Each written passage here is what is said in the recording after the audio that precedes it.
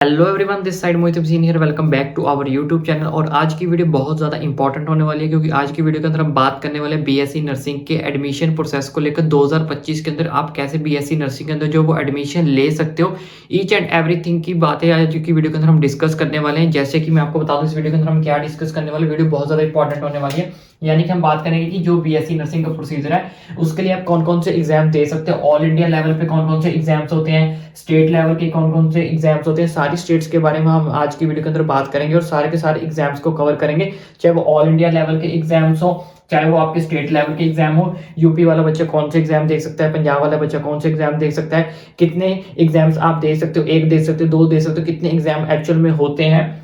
साथ ही साथ फॉर्म्स कब आते हैं, फॉर्म की डेट क्या रहती है, एग्जाम कब होता है, एग्जाम की डेट क्या रहती है। और साथ ही साथ जो मोस्ट इंपॉर्टेंट इस वीडियो के अंदर हम बात करेंगे कि बच्चे फ्री में यानी कि बीएससी नर्सिंग है वो कैसे कर सकते हैं। फ्री में बीएससी नर्सिंग करने के लिए आपको क्या करना पड़ेगा, कैसे आप एलिजिबल होगे, क्या क्राइटेरिया रहने वाला है। ऑल इंडिया लेवल पे अगर आपको एग्जाम देने हैं तो उसके लिए क्या एलिजिबिलिटी क्राइटेरिया रहता है, एज लिमिट रहती है, सब कुछ आज की वीडियो के अंदर मैं आपको बताऊंगा। यानी कि वीडियो बहुत ज्यादा इंपॉर्टेंट होने वाली है। वीडियो को ज्यादा लंबा नहीं करेंगे, शॉर्ट ही वीडियो रखेंगे। लेकिन उससे पहले अगर आप चैनल पर नए हैं तो फटाफट चैनल को सब्सक्राइब करो ताकि आने वाले सारे के सारे वीडियोस की अपडेट आपका भाई जो आप तक इजीली पहुंचा सके। सबसे पहले मैं आपको बता देता हूँ बीएससी नर्सिंग करने के लिए क्या एलिजिबिलिटी क्राइटेरिया जो वो रहना चाहिए, क्या एलिजिबिलिटी क्राइटेरिया हमारे पास यहाँ पे होता है। तो सबसे पहले मैं आपको बता देता हूँ बीएससी नर्सिंग जो हम करते हैं उसके लिए 4 ईयर का कोर्स होता है। प्रोफेशनल एक बीएससी नर्सिंग कोर्स है जो कि 4 साल का होता है। केवल इसके लिए आपके पास 12th बायो होनी चाहिए, यानी कि जो बायो का स्टूडेंट है वो इसको इजीली कर सकता है। यानी कि पीसीबी आपके सब्जेक्ट्स होने चाहिए, फिजिक्स, केमिस्ट्री, बायोलॉजी। लेकिन अगर आपने biology as a additional subject भी अगर आपके पास है, क्योंकि कुछ बच्चे पीसीएम वाले होते हैं उन्होंने लेकिन bio as a additional subject रखा था, तब भी आप इस चीज के लिए एलिजिबल है।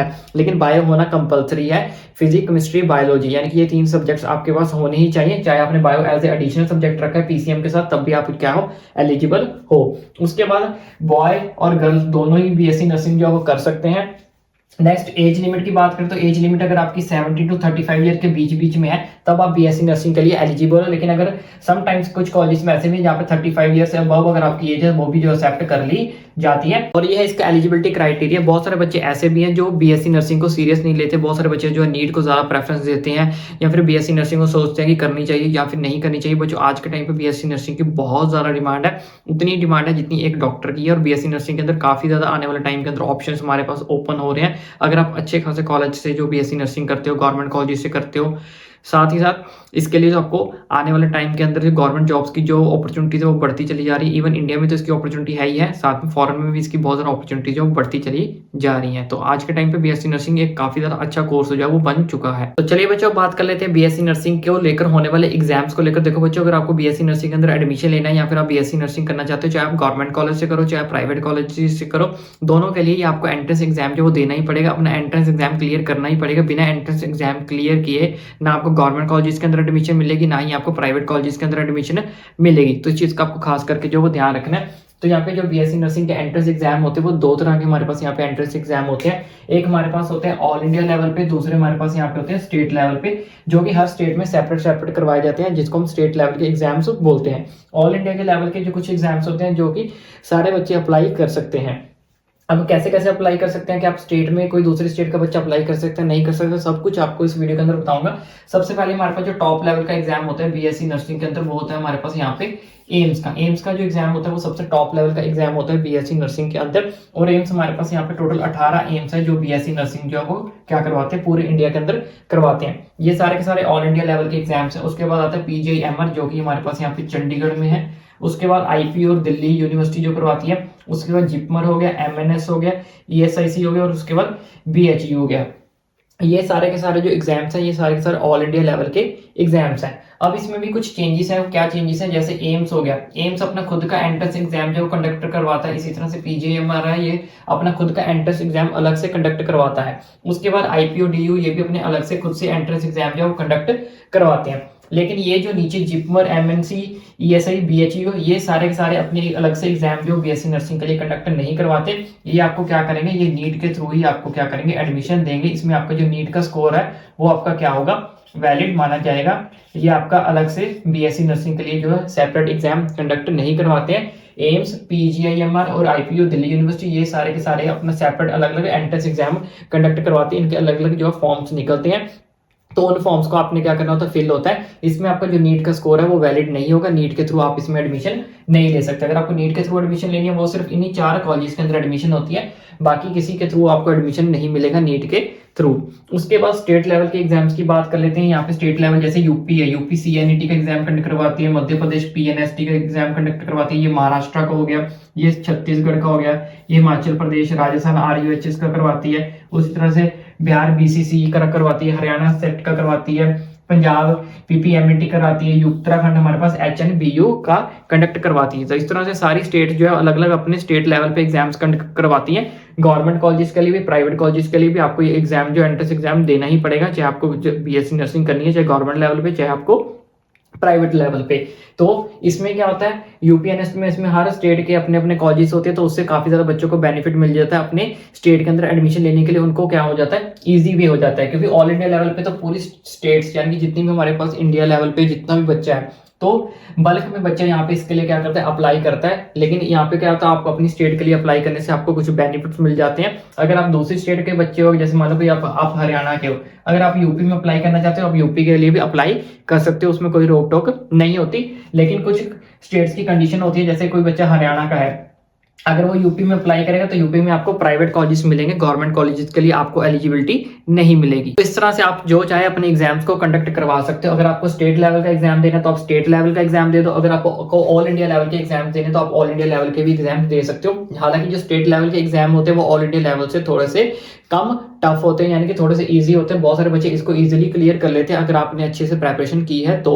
अब बहुत सारे बच्चों के मन में डाउट होगा कि सर हम स्टेट लेवल और ऑल इंडिया लेवल के एग्जाम दोनों दे सकते हैं। जी हाँ, वो आपकी मर्जी है। आप चाहो तो आप एम्स का एग्जाम भी फिल कर सकते हो, आप चाहो तो आप यूपी का भी कर सकते हो, आपकी मर्जी। आप पीजीआईएमआर का भी कर सकते हो, क्योंकि जैसे हमारे पास नीट होता है, अगर बच्चों को एमबीबीएस करनी है तो उनके लिए सिर्फ एक एग्जाम जो कंडक्ट करवाया जाता है, जो कि होता है नीट का। अगर नीट का एग्जाम क्लियर हो गया तो आपको एमबीबीएस के अंदर एडमिशन मिलेगी, वरना नहीं मिलेगी। लेकिन इसमें ऐसा नहीं है, अगर आपसे एम्स क्लियर नहीं होता है तो आप अपनी स्टेट लेवल का एग्जाम दे दो, अगर आपको स्टेट लेवल का भी क्लियर नहीं होता तो आप पीजीआईएमआर का भी दे दो। यानी कि हमारे पास यहाँ पे ऑप्शन बहुत सारे हैं।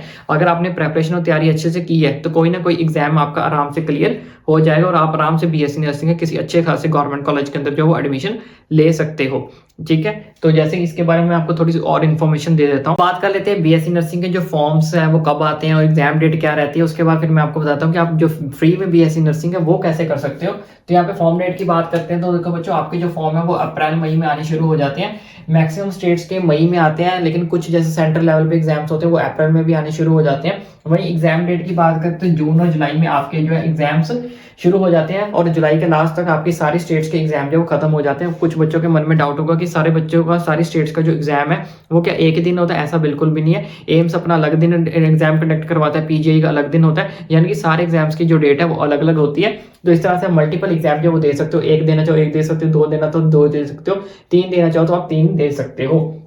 ठीक है, अप्रैल मई में आपके फॉर्म आने स्टार्ट हो जाएंगे। जैसे ही फॉर्म आएंगे आपको आपके भाई के चैनल पर अपडेट मिल जाएगी, इसलिए बोलते चैनल सब्सक्राइब करके रख लो। और एग्जाम डेट आपकी जून से, कुछ स्टेट के जून में होते हैं, कुछ स्टेट्स के जुलाई में होते हैं, यानी कि जुलाई के होते होते लास्ट एंडिंग तक सारी स्टेट एक अपने एग्जाम जो वो क्या करवा देती है, कंडक्ट करवा देती है। ऑलमोस्ट जुलाई तक सारी स्टेट के पीजीआई एम्स सब के ऑलमोस्ट एग्जाम जो वो फिनिश हो जाते हैं। तो मैं आपको बता देता हूँ कि आप फ्री में जो बीएससी नर्सिंग कैसे कर सकते हो। फ्री में बीएससी नर्सिंग करने का जो सबसे अच्छा मौका है वो है एम्स के अंदर। एम्स में बिल्कुल फ्री में बीएससी नर्सिंग जो करवाई जाती है। इवन यहाँ पे हॉस्टल भी जो है वो भी क्या आपको फ्री मिलेगा, कोई भी आपको यहाँ पे चार्जेस नहीं देने होते। उसके बाद एमएनसी यानी कि मिलिट्री के जो कॉलेजेस होते हैं वहाँ पे आपको फ्री में बीएससी नर्सिंग करवाई जाती है। ऐसे एमपी के कुछ गवर्नमेंट कॉलेजेस हैं वहाँ पे फ्री बीएससी नर्सिंग होती है, केजीएमयू में फ्री बीएससी नर्सिंग होती है, बिहार के गवर्नमेंट कॉलेजेस में फ्री में बीएससी नर्सिंग होती है। इसी तरह से राजस्थान में कॉलेज है एसएमएस, वहाँ पे फ्री में बीएससी नर्सिंग जो है वो करवाई जाती है। अब यहाँ पे बीएससी नर्सिंग में एक्चुअल में क्या होता है, आपको स्टाइफंड मिलता है। स्टाइफंड का मतलब क्या होता है, ये आपकी जितनी भी फीस लगी होती है, पहले आपको फी पे करनी होती है, वो सारी की सारी जो फी है वो आपको वापस मिल जाती है। जितनी भी आपने फी पे की होगी वो सारी की सारी आपको जो है वापस मिल जाएगी, जिसको हम स्टाइफंड के नाम से बोलते हैं। स्टाइफंड आपको जो है बीएससी नर्सिंग के अंदर जो वो लगाया जाता है। आप एम्स में चले जाओ, वहाँ पे हॉस्टल फ्री, अगर आप कुछ पैसे देते भी हो तो आपका मंथली हो जाएगा। कई कॉलेजेस में ऐसा हो कि इंटर्नशिप के टाइम बिल्कुल लास्ट में आपको जितनी भी फी पे की होगी वो सारी की सारी आपको क्या मिल जाएगी, वापस मिल जाएगी। और कुछ कॉलेज में मंथली भी आपको स्टाइफंड जो वो दिया जाता है, यानी कि आपको बीएससी नर्सिंग करने के उल्टा आपको पैसे मिलेंगे कि आओ बीएससी नर्सिंग करो, और उसके बदले में आपको जो वो पैसे दिए जाएंगे, जिसको हम स्टाइफंड जो है वो बोलते हैं। यानी कि ऑलमोस्ट हम कह सकते हैं कि आप फ्री में जो बीएससी नर्सिंग कर सकते हो। इवन हॉस्टल भी एम्स आपको फ्री में प्रोवाइड करता है। ऐसे मिलिट्री के कॉलेजेस आपको फ्री में स्टाइपेंड देते हैं। तो बहुत सारी चीज़ें हैं। अगर आप बीएससी नर्सिंग के अंदर जाते हो, बहुत अच्छी चीज़ है, बहुत अच्छी फील्ड है। आगे फ्यूचर में भी बहुत ज़्यादा अच्छा आपको स्कोप जो देखने को मिलेगा, इवन इंडिया के अंदर भी और साथ ही साथ फॉरेन कंट्रीज़ के अंदर भी। तो जैसे कि मैंने आपको बताया, इस तरह से आप फ्री में जो बीएससी नर्सिंग अपनी कंप्लीट कर सकते हो। ये थे वो कुछ कॉलेजेस जहाँ पे आप फ्री में बीएससी नर्सिंग कर सकते हो। उसके बाद हमारे पास आ जाता है सेमी गवर्नमेंट कॉलेजेस, जहाँ पे आपकी फीस जो वो थोड़ी सी लगती है, जैसे 30,000, 35,000, 40,000। उसके बाद हमारे पास आ जाते हैं प्राइवेट कॉलेजेस, जहाँ के पे आपको फीस जो 70,000 से 1 लाख, इवन 1 लाख से ज़्यादा भी जो आपको देखने को मिल सकती है। और जो भी बच्चे बीएससी नर्सिंग करना चाहते हैं या फिर अभी भी करने के बारे में सोच रहे हैं, तो बच्चों अगर आज से भी आप स्टार्ट करोगे, अच्छे से प्रिपरेशन करोगे, तो आराम से आप इन बीएससी नर्सिंग के एग्जाम को जो वो क्लियर कर सकते हो, क्योंकि इनके जो एग्जाम्स हैं वो नीट जितने टफ नहीं होते। अब आपको तैयारी कैसे करनी है, तो तैयारी के लिए आप हमारे टेलीग्राम चैनल को ज्वाइन कर सकते हो। वहाँ पे आपको सारे के सारे इंपॉर्टेंट क्वेश्चन की अपडेट जो वो आपको मिलती रहेगी। बाकी वीडियो अच्छी लगी हो या कोई क्वेरी हो, कोई डाउट हो, तो ओपनली मुझे नीचे कमेंट करके ही पूछ सकते हो।